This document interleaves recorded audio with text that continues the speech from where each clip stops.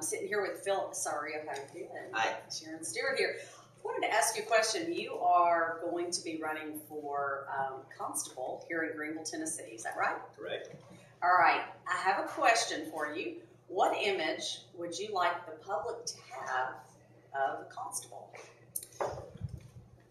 Constables in the state of Tennessee are the oldest constitutional peace officer. It demands respect, it demands dignity.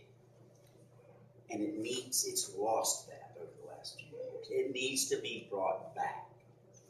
And I'm hoping that through my projects that I will be able to reestablish the way that the public sees outwardly a constable.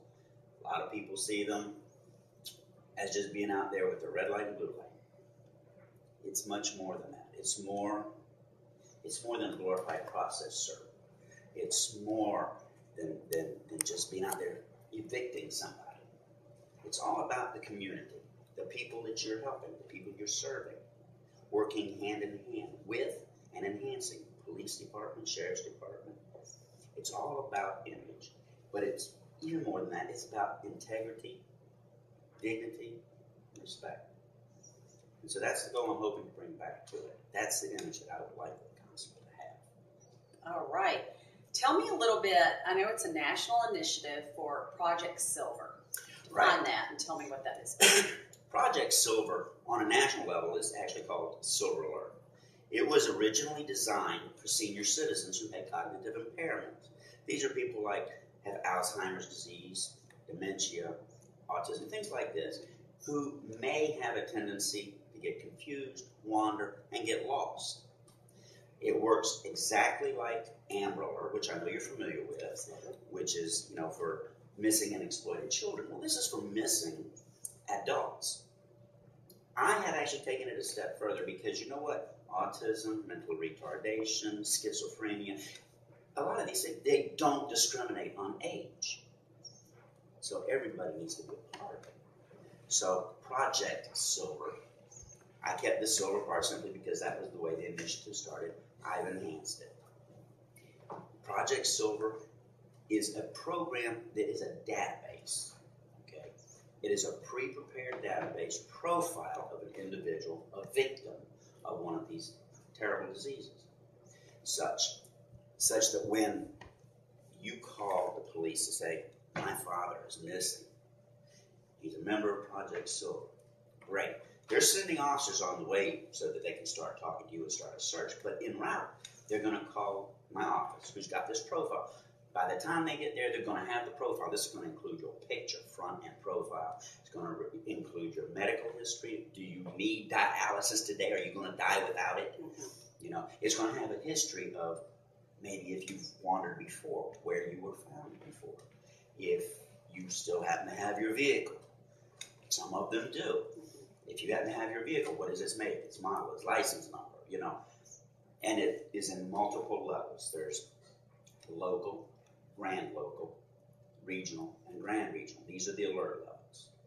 And it goes everywhere from just the local police department or sheriff's department to the grand local, which is involving the neighbors.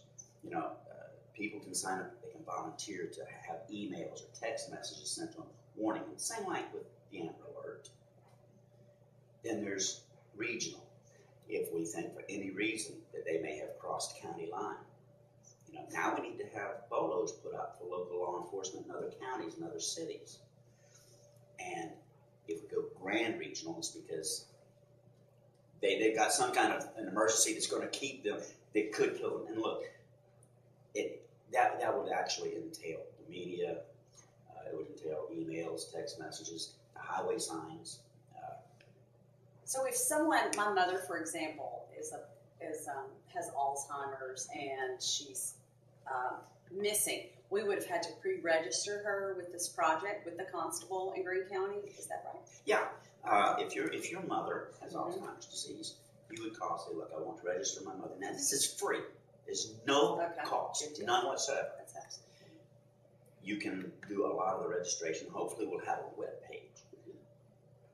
But I want it to be more personal than that. I or someone in my office is going to come to your house.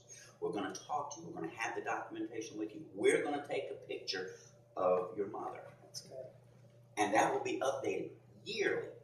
We're not going to wait on you to bring it up. We're going to come see you every year, make sure everything's all right. And we will take this back. It will be put into the database.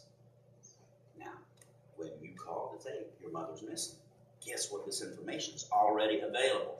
And that can save anywhere from 45 minutes to 2 hours time. And let me tell you just how important this is. Imagine you're that victim. You went outside to pick up the paper. Suddenly you're confused. You don't know who you are, don't know where you are. You start walking. It's 15 degrees outside. You only originally went out to pick up the paper. You didn't put on a jacket. And you're cold. The longer it goes on, you get scared. When people are around you, you're going to hide. A lot of Alzheimer's victims or wandering victims will end up in canals, creek banks, they'll end up in the bushes.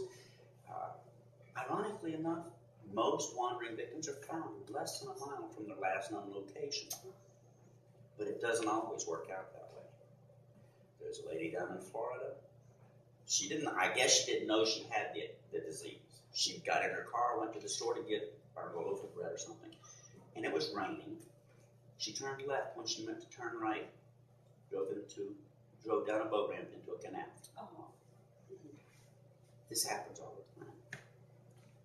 This program can save that valuable time because for every person, the longer it goes over 12 hours, there's chances of survival or no injury is decreased by 50%. That's unacceptable. I tell you what, that is an awesome program, and the sooner the better to get signed up for the people that I know, loved ones that are affected by mental retardation, Alzheimer's, etc. I did want to ask you a question. How important is politics in this office of constable? Well, I can't speak for the rest of them, but for myself, it's not a political game at all. As a matter of fact, if you look at any of my signs, it says, I'm not a politician, just a good neighbor. It should be a nonpartisan position. Because of the powers that be, you have a primary and then you have a general election.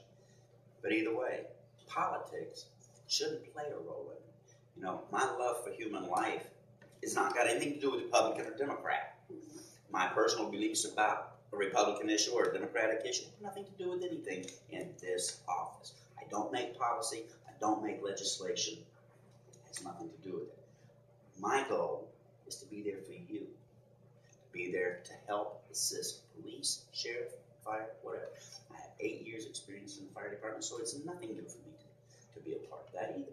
Is that a volunteer It was position? volunteer. Okay, here in Greenville? No, that was actually in Jacksonville, where I grew up. Okay. I went to college down there, went through the police academy down there, was in the fire department down there for 8 years. But you've been in Greenville how long? I've been in Greenville now for 10 years. Okay, wonderful. And, It's a great city, isn't it? I love it here. It's as close to God's country as I can. It is. As I can Absolutely. say. I'm only 5 years myself, so it is. I love it here. Perfect. I like the people here. And it's kind of cool when you're walking down the street and some stranger drives by and they wave at you, you know. They don't do that in a lot of places. Where I come from in Jacksonville, you're lucky you don't get shot. I know.